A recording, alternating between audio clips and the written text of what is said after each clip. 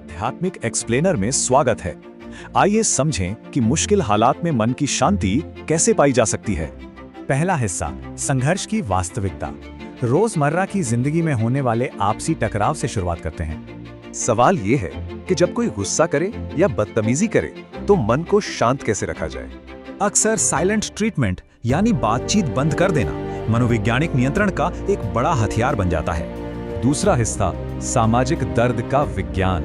अब इसके पीछे छिपे विज्ञान को थोड़ा आसान भाषा में समझते हैं। मॉडर्न साइंस बताती है कि हमारा दिमाग शारीरिक और सामाजिक दर्द को बिल्कुल एक जैसा ही महसूस करता है। क्लिनिकल रिसर्च साबित करती है कि समाज से कटा हुआ महसूस करना गहरी बेचैनी और चिंता पैदा करता है। सामाजिक बहिष्कार के समय दिमाग के दर्द वाले हिस्से ठीक वैसे ही एक्टिव होते हैं जैसे चोट लगने पर। तीसरा हिस्सा, मौन की शक्ति। अब प्राचीन आध्यात्मिक ज्ञान से इस चुप्पी की असली ताकत को समझते हैं।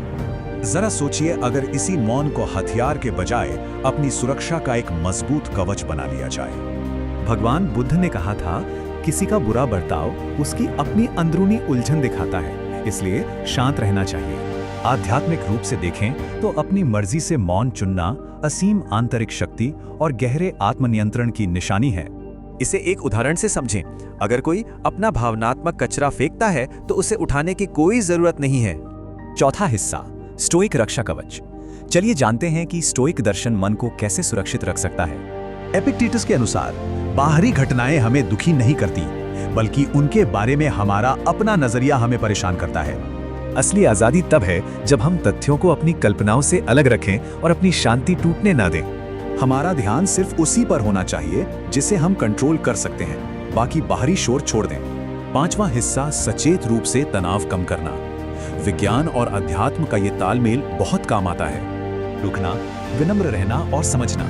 तनाव घटाने की ये आधुनिक रणनीतियां प्राचीन आध्यात्मिक ज्ञान से पूरी तरह मेल खाती हैं। शांत होकर बोलना और ध्यान से सुनना किसी भी गहरे तनाव को बहुत प्रभावी ढंग से कम कर सकता है। तनाव में थोड़ा रुकना लड़ो या भागो प्रतिक्रिया को रोकता है, जिससे मन को पूरी स्पष्टता मिल जाती है। तो इस प्राचीन ज्ञान और विज्ञान के साथ अगली बार टकराव होने पर हम क्या प्रतिक्रिया चुनेंगे, सोचिएगा जरूर।